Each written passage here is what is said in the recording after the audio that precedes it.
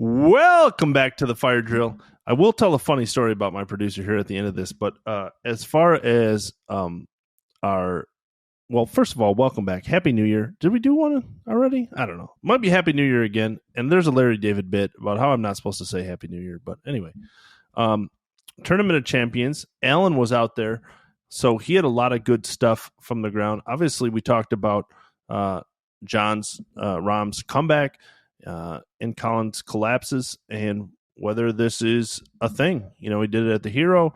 He did it here. And, whether it gets into his head. We talked about a press conference that Jay had. Alan was there with him for a little over an hour. Talked live, as always. Talked about Alan's book. And just was a really good conversation, as always. Michael Bamberger, Alan Shipnuck, and myself. I do want to tell a quick story about my producer who's looking at me. Jake, huge Packers fan. Right now, currently, the Packers and the Lions are playing. Jake paused turned off his cell phone, paused the TV when we recorded, and was going to watch it as if it was live. And I forgot that. And at the end of the podcast, told the score. And Jake just went hammer on me that I wish it was recorded, but I could not stop laughing. Jake, I'm so sorry. Let's get to our sponsors. Par Points. Go make par. Great scoring app. Great way to make scoring. I know it's hard to change the way you score golf, but this is a great way to do it. Go to Par Points. Download it on your phone. Go make par. And then Dormy Workshop. Artisanal. Have to say it every week. Club covers. Putter covers. Awesome supporters of us. And big fan of them. So without further ado, here's the three of us talking golf. I'm not sure how much you guys saw of the tournament today, but it was spectacular in its, you had Collin Morikawa looked like he was going to absolutely dominate. And he bled to death here in Paradise, and Jon Rahm played an absolutely beautiful round. And, that's what makes sports compelling. Like people were just saying it was over after 3 rounds, but it ain't over till it's over. So what'd you guys make of the day? Yeah, I didn't watch a single shot, but mostly in protest because, this is not my kind of tournament. But I saw a lot of it on Twitter, obviously, clips and stuff. I mean, Collin has now blown a 5-shot lead at the Hero and a 7-shot lead at the Tournament of Champions. And from the highlights I saw, it was like a full kind of meltdown there, like chunk shots and making bogeys on holes that are pretty easy. It's pretty wild. I mean, what a crazy sport. I mean, he literally dominated for 66 holes. 67 holes without a bogey. And then just imploded.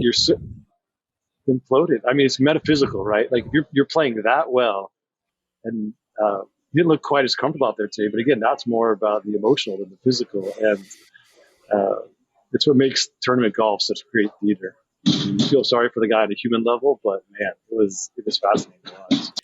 Alan, what was the heat and humidity like out there? Because Collin Morikawa was wearing those polyester shirts. They usually know. I mean, he's so slender and fit, and he was perspiring like crazy, which you very seldom see in Hawaii. What was going on? It's been hot. Wednesday and Thursday was kind of overcast and off and on drizzly, but the last 3 days have been scorchers. Like I saw one thermometer here in Maui that was 90 degrees. So wow, that's unusual. Yeah, I know. And this is a very difficult golf course to walk. But it's funny. The guys in practice round, they zip around in golf carts, and it looks like the Maui 500 out there. I mean, these dudes are just racing from A to B to C. They practice rounds in 90 minutes and stuff like that. But I feel like it's almost a disservice because they don't really, all the hanging out, having the Mai Tais, whatever. And then you get to Thursday, you have to walk the golf course. I feel like that was maybe what happened to Morikawa. He just gassed out there. So it's a good observation, Michael. It was hotter than usual. It wasn't much of a breeze. And it also made the golf course a lot trickier, bouncier. And, I asked Rahm afterwards. It's like, last year you had Scheffler get to number one, you had Cam Smith get to number one, you had Rory get to number one. He's like, you feel a little left out, man? Like, it hurts your pride.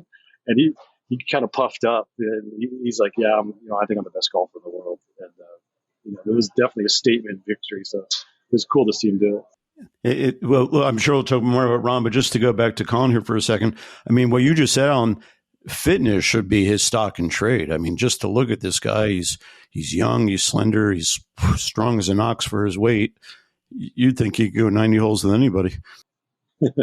Yeah. Well, he did just get married, so he may have done a little too much partying and honeymooning and other things, and he hasn't spent as much time in the gym or whatever. But yeah, and it's funny because Rom he's got like he's obviously the way his body moves, he's an athlete, but he doesn't look like an athlete, right? I mean, he's a little chunky, he's a little thick, and but he looked fresh, man. He looked like he could play another 18 holes. So it's amazing what adrenaline will do and emotion, because his Rom was like in that chasing mode. He had the scent, and there was so much pep in his step. And Morikawa was hangdog and shoulder slumped and muttering to himself. And when you're playing like that, it's like all the life force drains out of you. It was really interesting to see.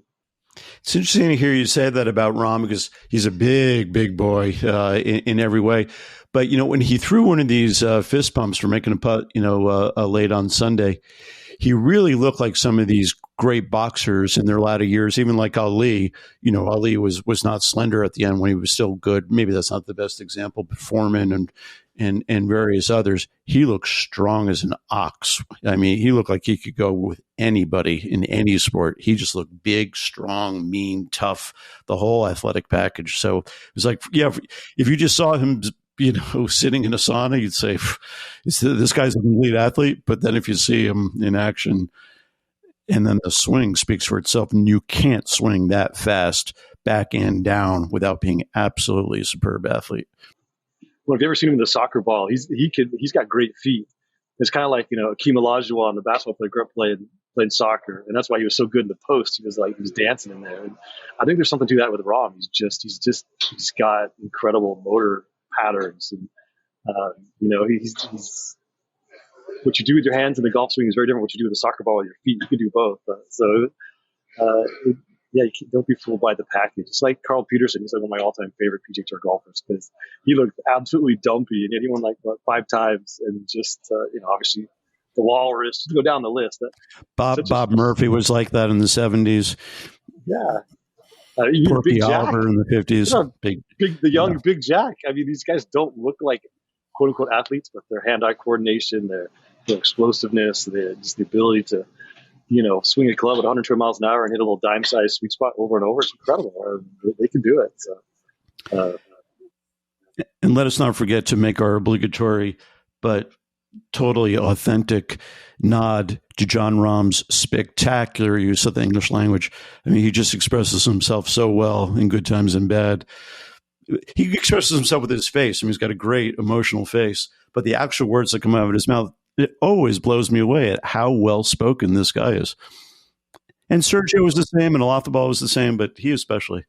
Yeah, no, there's like this old world like courtliness. It's almost a little formal, his language, and I love it. And so I just, as is my wont, I just sneaked into this thing upstairs at the Kapalua clubhouse. It's Century's the tournament sponsor, and so traditionally Jay Monahan always has a Q&A with the champion, and it's just for the Century VIPs. But I went in the back door, and they had this incredible spread of sushi. So I got this huge plate, and I stood on the balcony facing away from the stage and the crowd, and just stuffed my face so no one would recognize me. And then as soon as they started talking, I turned around and started paying attention. And but in that's a little more informal setting. And Mark Rolfing, who's the patriarch, he saw me. He texted me, "Please don't quote this. I don't want to get in trouble." It's like, whatever, Rolfing. But do you think your sneaking around days are going to be harder now post the Phil ! Book? I don't know. I mean, you got to blend in. So if I'm standing there taking notes, I take my credential off, and you get 2 pounds worth of good nigiri, and you're stoked, man. No one's really. I was going to ask what's the best place you've snuck into but we all know how that ended. Oh yeah, right? Butler cabin. But but anyway, to go back to what I was going to say, is Rom in that atmosphere was so relaxed. He's drinking a pina colada, and Monahan's not a great interviewer. Every sentence begins talk about. It's like supposed to ask a question, Jay, not make a statement. This is like interviewing 101. But anyway, and Jay, we don't use the command form at the elite levels of the game. Exactly, Jay. Jesus. You learned nothing? They're human beings. They're not robots. Exactly. But anyway, in that setting, Ron was so relaxed, and he spoke so beautifully about the feeling he has here in the islands, and him and his wife and the two sons. They come over on December 27th, and they put the phone in the drawers, he said, and they just relax, and they just live like true vacationers, and it kind of eases him into the week. And then last year he went 33 under and didn't win because Cam Smith was absolutely nuts. But he's obviously found the right formula. But it was sweet to hear. He was so eloquent, and at some point, he stopped speaking, and Monahan he just said, "How good is that?" to the crowd. Like there's nothing to say. It was like speaking these whole lovely paragraphs. So yeah. And also, he didn't win by one. He won by two. And he made a bogey on one, and he was 9 shots back on the second hole. As much as we want to talk about Jon Rahm, and obviously a great round, but I mean, a couple more, like one more big lead lost by Collin. I mean, it's kind of like a 5-shot lead and a 7-shot lead is pretty tough to like. That's tough to swallow. It's got to be in your head a little bit the next time he gets way ahead. Oh, no, he's in the danger zone for sure. And don't forget, he's at the Tournament of Champions, and he's not even a champion. He hasn't won since 2021. He got in with this new criteria, the PGA Tour participation trophy. Yeah. The new criteria of let's pay our best players. Everybody's invited. Come Everybody on, gets paid. You want to go to Maui? You want to go to Maui?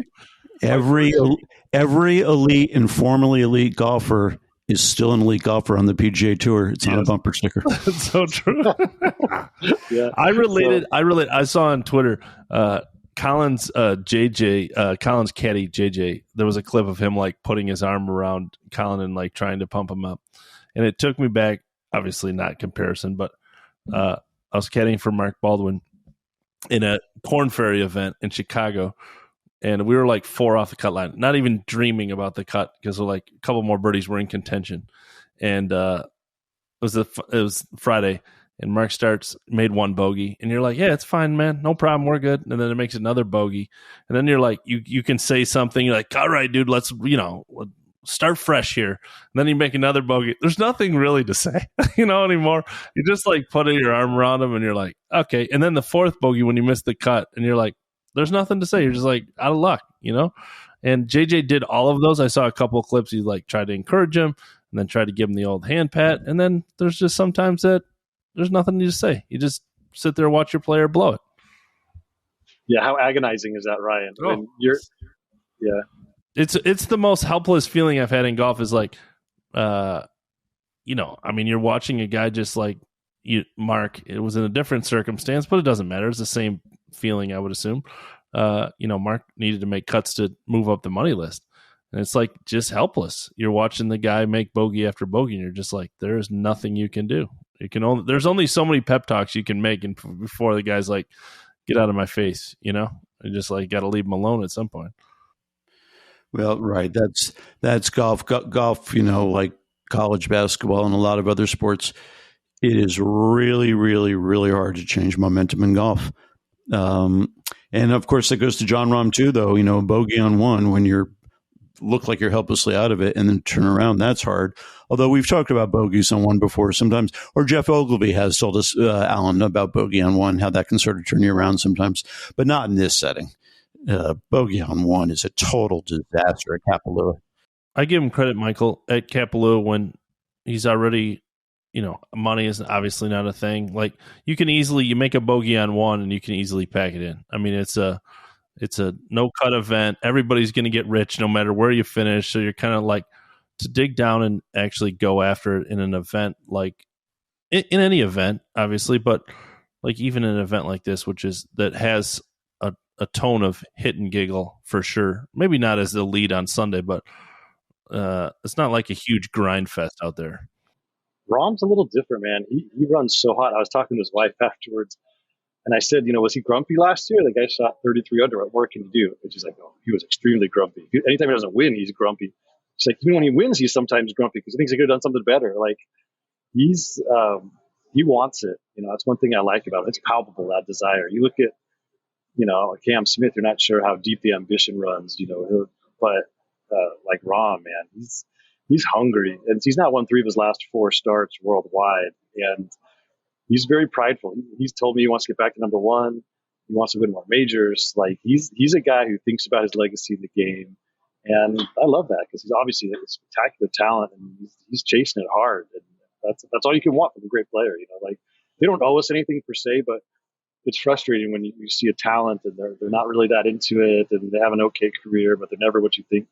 I don't know what name is Fred Couples, but it's like it's more satisfying when guys go after it. And Alan, to your point, when we hear John Rahm talking about, the world ranking points, that it's a joke that Liv's not getting world ranking points, which is basically what he has said, it's got to be rooted in the fact that he wants to beat the best in the world no matter where they're playing. So if you're going to give him, 92%, but not 100% of the world's best players at majors and the Players' Championship especially, it demeans him, actually. He came to the United States to take on the world. He plays in Europe to take on the world. And so I think there's a lot of truth. There is a lot of truth to what you just said. And Rahm's put his words stand for what he believes. Hey, this has nothing to do with Collin but it does have to do with the Century and the PGA Tour.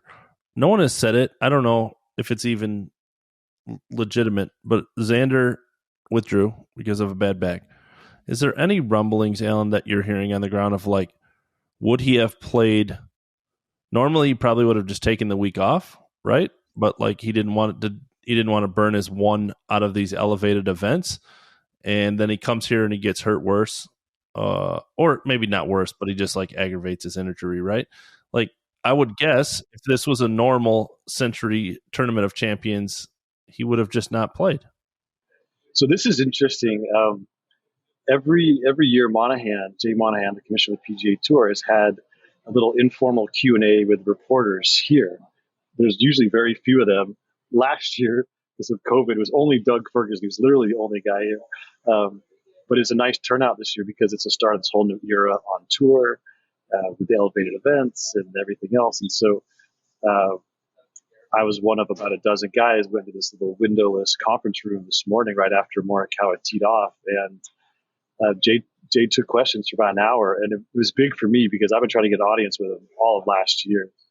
And he was ducking me, and his comms people were ducking me, and they were running interference. And I was texting Jay. He wasn't answering.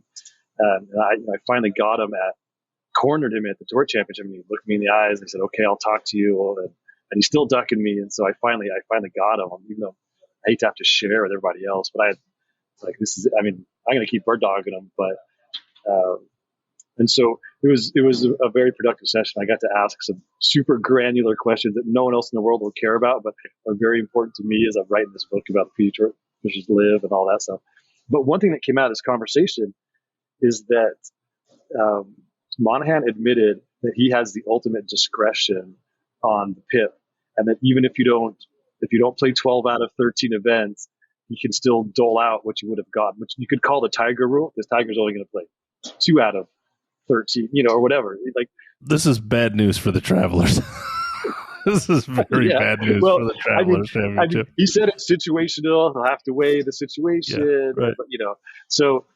If guys just want to go on a vacation, but there may be some quote unquote stiff backs during some of these lesser elevated events, and Monahan's what's he gonna do? Not give Rory his $15 million if Rory skips a couple more? Like, Rory saved the tour. Like, what's Jay Monahan gonna do? He's not gonna give Tiger the money. Tiger's the de facto commissioner. So, and Michael brought this up last week. Is like Rory plays all over the world, so it's like this guy doesn't want to play the Travelers. He wants to take the week off. For Rory and Rahm and a few other guys, they also have to play, I think, 3 tournaments on the European Tour to keep their membership there. And so that goes into this whole scheduling matrix. That's why Rory did not come to this event, because he's been trying to pick off a European Tour start, in the coming weeks, and it was just too much to make it all fit. But so that to me was an interesting revelation. I mean, I've been calling the pit money a slush fund since the beginning, but here's the ultimate example. First you got to play all 13 events. You don't get any money, and then okay, sorry, we jumped the gun. We'll say you got to play 12 out of 13. Okay, fine. Just try your best, boys, and then we'll see how it shakes out at the end. So that was a little nugget that came from this Q&A. Was that the session where, because I read Doug's story where there was a quote that said it's product versus product now, live versus PGA Tour. Was that your session that you were in? That was it. Yeah. And I thought that was a good quote. I mean, there weren't any big revelations to come out of this conversation. It's really Monahan's first time meeting the press since the Tour Championship. That's a long time in the way things are moving quickly in the geopolitics of professional golf. So, he did confirm that tour members who asked for releases to play the Saudi International are going to be granted those releases. It's not a live event. It's a co-sanctioned by the Asian Tour. There's a precedent for letting guys go over there and play. It's still a bad look for the tour because they're all going to be mingling with, Golf Saudi basically funds live, and they also fund this tournament. It's going to be all this cross-pollination between the live guys, leadership, and tour players. And it's going to be some troubling optics that will surely, set off a whole round of rumors that the tour doesn't want to deal with. But they're not in a position right now to dictate anything. And as they face this antitrust lawsuit from live, the last thing they're going to do is prevent their independent contractors from collecting all this money. So that was a little nugget that came out of it. We still haven't decided on field size for the future elevated events. Are there going to be cuts? I was kind of pressing on that point. Hey, the biggest thing the tour has to differentiate itself from live is a competitive aspect. 72 holes with cuts. And I said, look, you go from the Tour Championship to the Hero to Maui, tiny fields, no cuts, big money, world ranking points. I was like, this is kind of fishy, man. He's like, yeah, we're going to look at everything going forward, and there may be some structural changes to every event on our schedule. So, but yeah, product against product is definitely is the mantra of the tour. And I talked to a lot of guys this week about a lot of different things related to this whole, battle between these warring tribes. And I sense that the tour guys are settled in their position now. We've done the best we can do. We've made this as attractive as we can. We've got the guys who want to be here totally bought in, and now we're just going to go play golf and not worry about it. So it was interesting. There's a peacefulness around the PGA Tour that hadn't existed, I think, previously. Alan, did he go down that Norman must go road, which I think is nutty at all? I asked him, I said, hey, if Greg Norman called you tomorrow, would you take the call? And it's like, do you have a fiduciary duty to answer the phone? And he's like, he's like, I don't like to play hypotheticals. So it's like, you literally just said 5 minutes ago that your whole job is looking into the future and game planning for future threats and predicting the future and all these different models. It's like you live in the world of hypotheticals, but when reporters present them, he doesn't want to answer. Alan, you didn't you didn't ask the question right away. You should have said the following: talk about what you would do when Norman calls. Shit, my bad. So, he didn't want to touch anything having to do, and that question I think touched off that little soliloquy about product against product. And we just we are who we are. This is the best product we can present. We're gonna have all these players coming together, and if that's Wheels Out Tourist earlier said, hey man, if you don't like what we're offering, then watch something else. This is the best we can do. To be fair, a lot of less people watch the product, and this will bring up a bigger discussion. I think Ryan Palanche tweeted out that a lot of less people have watched every day the thing than last year. Supposedly a better field. It is a better field than last year. I think it brings up people are sick of pro golf. I think they're tired of all the politics. I hope for everybody's sake that all of this crap just calms down. I don't think that's possible, but I think people are just growing tired of the constant. And it's like the article I sent you guys about Carton IRL is people just got tired of listening to the battle, and eventually they got turned off of everyone. Live, the PGA Tour, they just got tired of, rich, in their eyes, rich babies whining about more money. It's a great point, Ryan. That is a real danger for professional golf everywhere, really. Yeah, I mean, we had John Rahm versus Collin Morikawa. Everybody, every name brand. Like I think Brendan Parath tweeted at one time there was a screenshot of the leaderboard, and every player in the top 10 was a Ryder Cupper. And I mean, it was a dream leaderboard, and people weren't watching. Now, again, was there more shutdowns last year, so more people were in their house, and blah blah blah. There's a lot of factors. I'm not saying that's the only factor, but I just think less people watching a better field tournament with more money might not be the way forward. It's just one off, no problem. Over and over and over again, it's concerning that people are just tired of pro golf. That's a good point. It's such a pleasing telecast with all the scenery and all the crazy shots. Like, if you're not enjoying this telecast, then I don't know what to tell you. But just to Ryan's point about people being turned off by the rhetoric and the bitchiness. I was talking to some live folks last week because I'm still trying to get another audience with Greg Norman, and they said, "Well, we were kind of shut Norman down because he always takes the bait. He just can't help himself. And every interviewer tries to wind him up, and then he says something inflammatory, and then it just goes around the world." And this live executive said it doesn't serve us well. Like, we're afraid of turning off fans. We're afraid of overshadowing what we're trying to do here. And so there is some awareness amongst the stakeholders that it was fun and juicy for a long time. And of course, we talked about it and wrote about it, and it gave us, as I've said before, it was a gift from the content gods. But I think, there may be a wariness there, as you say, Ryan, and I think both sides would be wise to be aware of that. When Ryan tweeted that about the viewership being down, I think the rhetoric on Twitter has cooled, Alan. I don't know if you feel that, but like, I used to tweet like Cam Smith was the best player in the world, and he'd be like, "Oh, you just love live, right?" Or like, he, screw him, he left, or whatever. And there's just not that much of that anymore. And I don't take it as people like or dislike live any less. They're worn out. They're like worn out of all of it. They're tired. I mean, we were all tired of it on Twitter, right? Like, again, when I said it on the podcast last year, and then I went and read that article that I sent you guys, I mean, people just get tired of it. A bunch of millionaires and billionaires fighting over more millions and more billions gets exhausting after a while, and no one wants to watch it. And IndyCar never recovered, and I'm concerned that's where golf is headed. And then implied in everything you're saying, Ryan, I think, is this fundamental fact that live will never fix, no one will ever fix it. It's just the nature of golf, slow, contemplative game. So you got to, you have a young audience that can watch college basketball or the NFL or golf. You had to stay with this broadcast for 3+ hours to get to anything remotely resembling a denouement.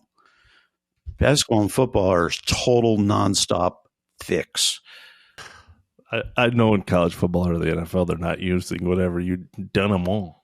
It's a little French for you, Ryan. Yeah, I got you. Yeah. It's I know the downside to Tiger Woods' arrival and all the talk about we're going to open a golf course a day and golf's going to become the part of the big four. Like, golf's always been a boutique sport. It's always going to be. And I think the game runs into problems when it tries to be something that it's not. And you have to keep the hardcore fans happy. The casual fans will tune in for the Masters and the US Open and Tiger. But I'm not, the real question for when you look at the ratings is not why can golf not compete with football?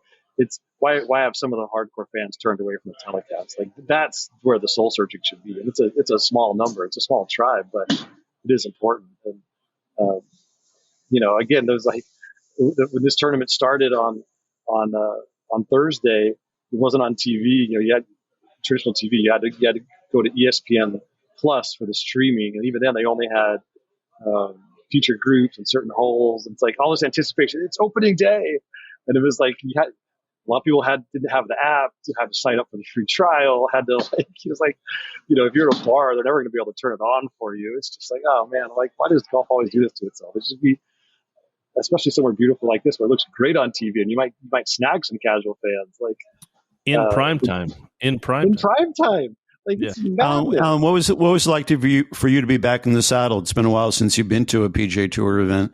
I don't know when the last one would have been. Maybe the British Open, which is not even an ordinary PGA Tour event by any means. Yeah, it was a tour championship, and but even that one, I was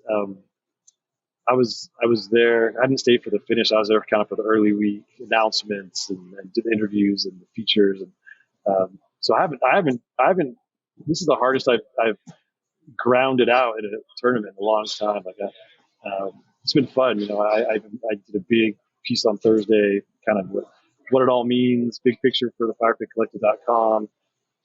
And then on Friday, I wrote about George Spieth and Tom Kim, this budding friendship and mentorship, which I was really cute to. I really enjoyed that one. I'm going to have a big Monahan thing that'll drop here in an hour or two. And then I'll have some really fun reporting for my Morikawa ROM piece. And, I'll probably write that on the plane ride home tonight. And, done some videos. Now we're doing this podcast. So I enjoyed it. I mean, it's a great week for the reporters.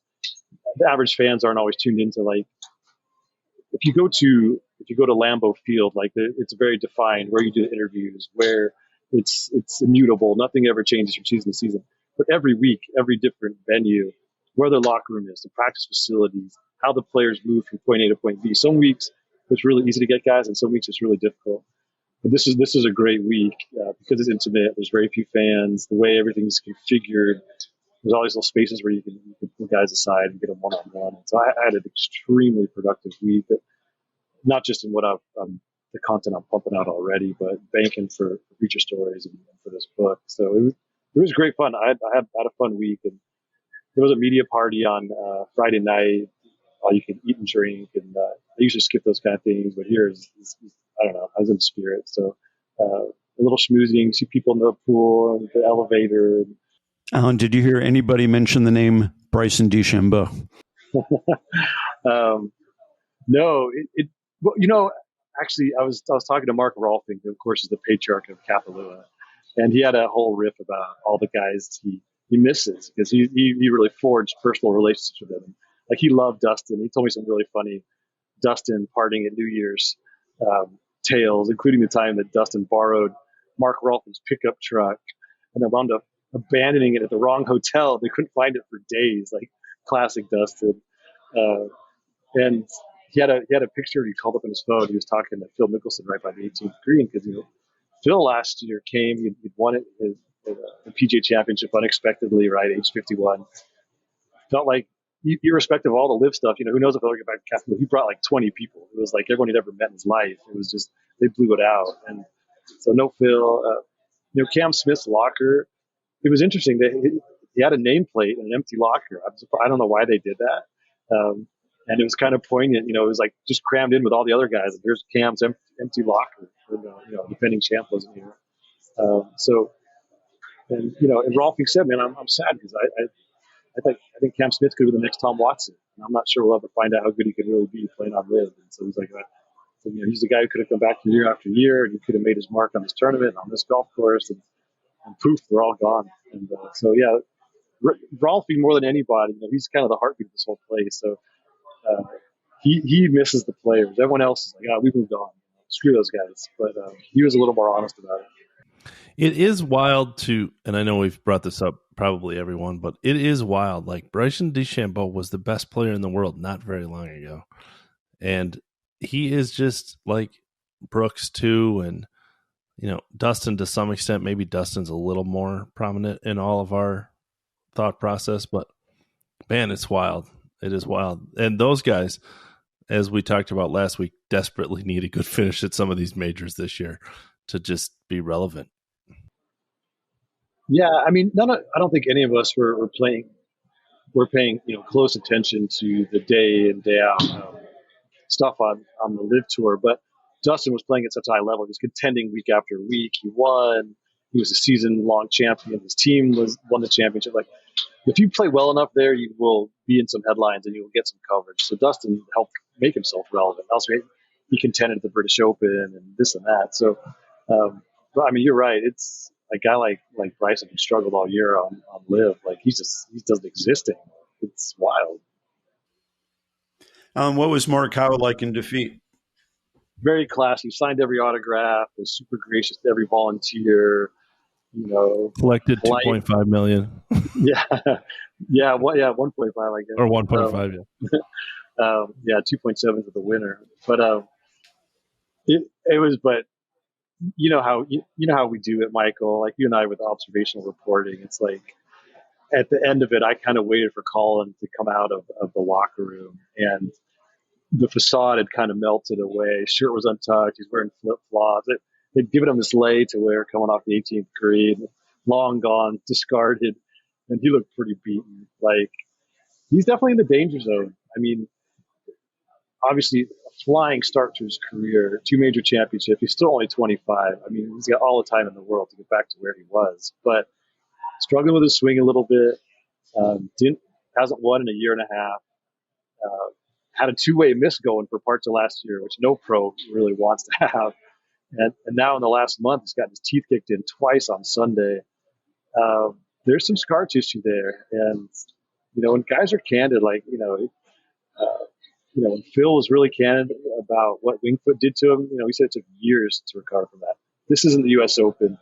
Collin does not have the annual psychodrama like Phil did, but nevertheless, like these things leave scar tissue, and to do it twice back to back in such proximity, it's tough, man. He's gonna have to rebuild himself. When he laid the shot over on 15, 14, 15, whatever, that one was like, whoa. That was like, I mean, you can make bogeys as a pro, and I think all of us, Johnny Miller, obviously overuse the word like, nerves and pressure and all that kind of stuff. Like sometimes you just don't play great golf, but there was the few highlights I saw on Twitter were like, whoa, this guy, that looked like the pressure got to him, or he just didn't trust his swing enough, or whatever. Not the pressure got to him, but like, you're holding on. Pros know, like you're holding on to these swing changes. I think I read it like Peter Costas said, like a real test of whether a swing change is working is when it's under pressure. And Rahm got close, and the swing change didn't work. Not that it's not going to work long term. Just in this instant, it's not going to work. Yeah.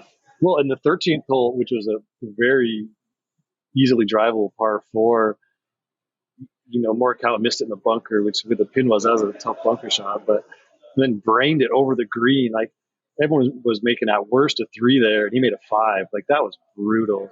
And then and he muffed that chip, and just it was.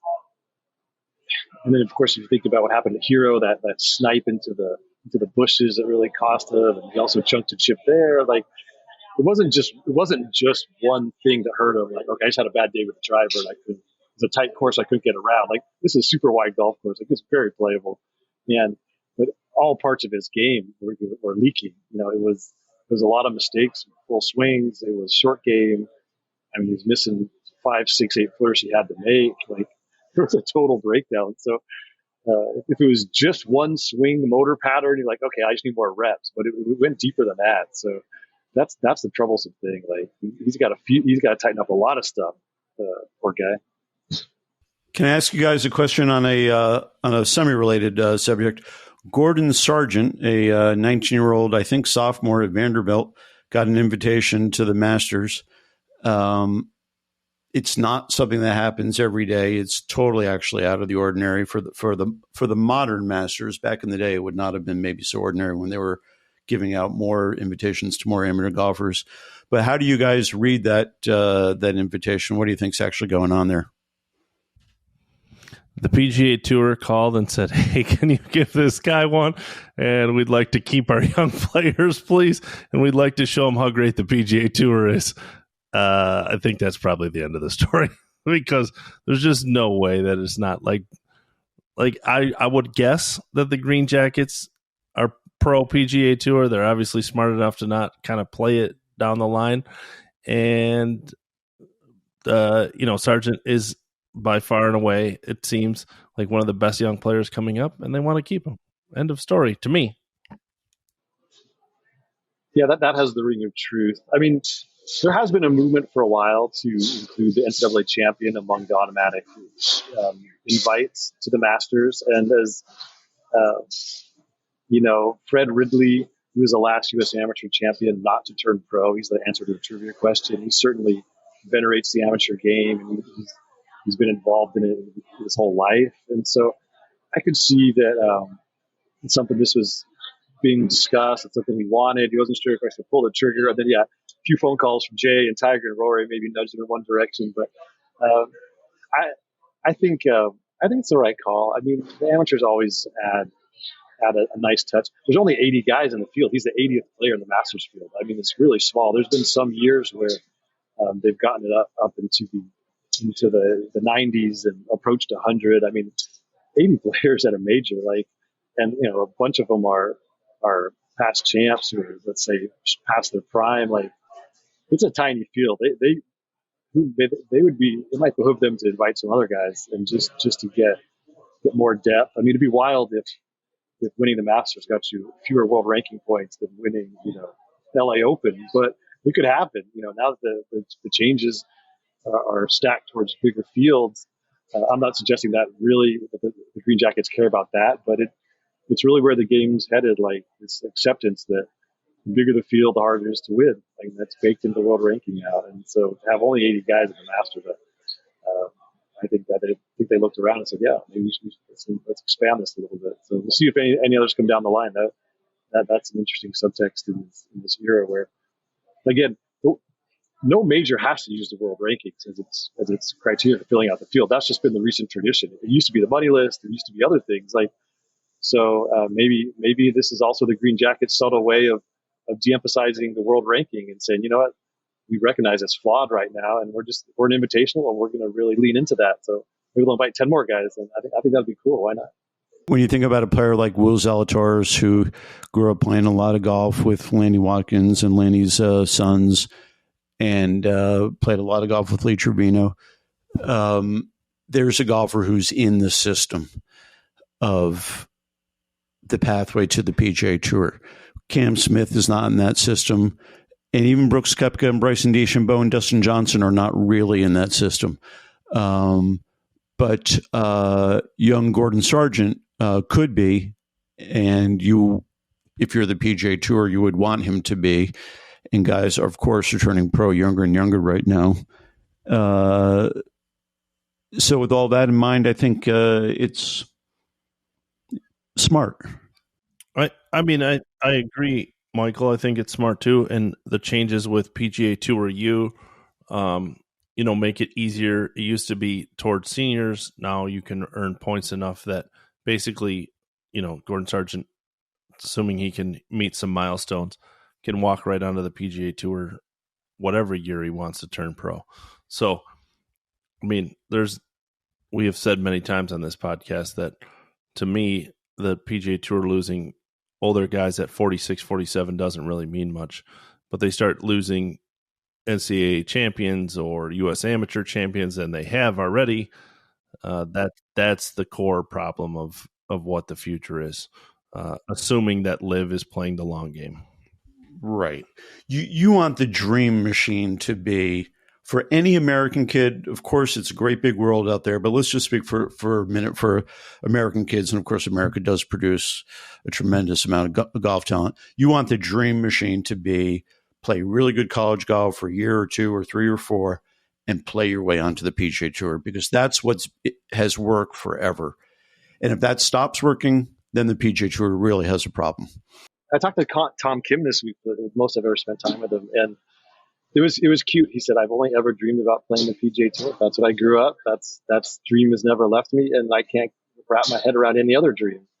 And it was just kind of a throwback. Like, there's something powerful about that. It's what you watched. That was your target. And he's young enough, I guess, to still be an idealist. So. I think that's probably the strongest thing the tour has. I mean, product against product is definitely better than LIV. I think we can all agree with that. But it's probably the baked-in nostalgia and the years and years of it was aspirational, and it's hard to let go of that, especially for these young guys. So. You know, when you go to these courtroom dramas and like, you know, the prosecutor makes his argument and you're like, yeah, that's really good. And then the defense gets up there. Yeah, that's really good. And like, you don't know which way to go. So now that you've been sort of going back and forth between Live and the PGA Tour, do you find yourself sort of, how are you handling the whiplash of it all? Yeah, it's a good question because I'm always talking to people on both sides and they're all very passionate. And it does it does sway you or nudges you. And it's been interesting. Like I got my hands on this 116-page prospectus from the World Golf Series, which is what became the PGL, which is what basically the Live people stole. And when you read through this document, which is really well thought out and really well written by this guy Andy Gardner, who's this obsessive golf fan and successful corporate attorney type in the UK. Everything, it's like this great thesis, and it makes sense. And you get fired up, like, yeah, that's awesome. And then in practice, it hasn't probably worked out quite as well. But I think all the golf was ripe for change. Like you said, Michael. I mean, it doesn't appeal to a lot of sports fans. It's just too slow. It's too boring. It's not the world we live in anymore. But it's also its charm. And so, Live represents this jazzier, new way of packaging it. The tour represents, kind of the old virtues of the game. I see the merit on both sides, and I think Alan's going to run for office on played that right down the middle. I mean, wild. Just like yet Ryan also, Alan, you can run with this Switzerland thing for a while. Yeah. You cannot write 85,000 words of Switzerland. I know you, Alan. You can't and you won't. That's part of my thing is I haven't finished the book, so I don't want people to know my true feelings because then turn off after readers, right? But I mean, that's like asking a question about Social Security and we ended up on like the border, Like, what the hell did you just say? Like, and this, I'm talking to, like, we were on the PGL. The man just asked you whether you like the Live or the PGA Tour. We're talking about a 116-page document. What the fuck did you just say? Like, that's a point. Totally valid. Let the record show Ryan's first F-bomb of this broadcast. Yeah, and possibly the first of the new year. That's valid, Ryan. I'll take some. But I've said this before. My idea of neutrality is being critical of both sides. I think that's going to be the tone of my book, and I think that reflects my innermost feelings. While I see the merit in what both sides have done, they both have screwed things up left and right, and it's fun to get into that. Super, super, super nerdy question. What PGL, did they ever have Saudi backing or the promise of Saudi backing even? Yes. Well, this is all going to be in chapter 5, Michael. But yeah, I'm already bored, Alan, so just give me the answer. Holy shit. Michael's feelings do not reflect the general public. Yes. So they needed more money. The Saudis were not part of it. It was basically all European and some Australian money.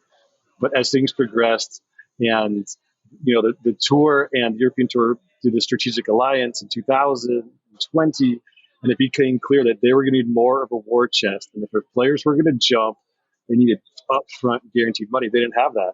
They went to the Saudis to help finance it. And the Saudis said, PGL, Andy Gardner people went to the Saudis? And the Saudis like, wow, this is a cool idea. Thanks. We're going to steal every word of this 116-page document, and we're going to call it Live Golf. And that's more or less what they did. And I fully expect this will get litigated in various jurisdictions because when you read this PGL document, I mean, it is Live Golf to a T. They didn't even. Do they have the nickname the Niblix for one of the teams? No, but they do have a list of approved names, and it's like the Wolfhounds, the Samurai. You could sue them for being stupid if they did. Was Norman ever associated with PGL? No, not to my knowledge. He was associated with the Saudis. They had this first Saudi Golf Summit. Yeah. He was a paid speaker, and so this is actually. I think what's going to be interesting in this book to a lot of people is the cloak and dagger boardroom drama and the backstabbing and the betrayal, because two of the top executives from the PGL went over to Live Golf. And that was like, talk about the Hatfields and the McCoys. And so it just, it's fascinating how this idea worked its way through this whole ecosystem. All the people who touched it were affected by it. And that was actually something I asked Monahan to do, because I've been trying to what did Jay know and when did he know it? And they used to say that about Nixon and Watergate. And I finally got Monahan on record that he had heard about this World Golf Series, which was the precursor to the PGL in 2017. And so that was an interesting piece of the puzzle to me. I got Jordan Spieth, who was a player and director back then, to amplify some of that. And like this has been kicking around for a long time, different iterations. I'm sure. Remember when Davis told us that he said to Jay, "You're freaking out here. What are you so nervous about?" Basically, Yeah, you knew there was a lot to be nervous about. A lot of smart people didn't really see a threat coming, or downplayed it, or didn't know how to react, or got caught, asleep at the wheel. Pick your metaphor, but it's fascinating to tease it all out. And that's where I am in the book. And so reporting in real time this week has been cool. We had a pandemic going on. I mean, I remember talking to Norman in this period, first, let's say 3 months of the pandemic, and Norman's working on this thing every day. And I'm like, I'm stunned. Here's this impetuous man who's like, yeah, we'll wait it out. Like, wait it out? We've never had this pandemic before. How are you not going to be who's going to be alive at the end of this thing? Well, it's all part of it because of the pandemic. The European Tour is getting killed, and they're playing events where the purse is like $20, and that became an opening for the PGL. They tried to partner with the European Tour. That got Monahan's antenna up. All of a sudden, the PGA Tour swooped in with a strategic alliance. They didn't care about the European Tour. What they cared about was rebuffing these outside influences, and then at some point that the European Tour, then they had given up their leverage, and so they've been easily cast aside because they're like, it is fascinating as a cloak and dagger business story. It's so much fun to piece it all together. And there's a lot that people don't know, and there's a ton that I've learned along the way, and getting all these big time corporate dudes and financiers and lawyers to talk to me. That's been a fun challenge, and so I'm getting more and more excited about this book as I get deeper into it, because I'm peeling back all these mysteries, and people are starting to give it up and starting to get a deeper understanding of how we got to this moment. I knew the broad strokes, of course, but it runs really deep, and it's a cool story. Can we let our poor producer Jake, who's probably I would love to have a cam on. So for those that don't know, Jake Muldowney is our producer, a diehard Packers fan. I'm a Lions fan, but the Lions lost today, or the Seahawks won today, so the Lions don't have a chance. But the Lions and the Packers are currently playing for the last playoff spot. The Packers need to win to get in.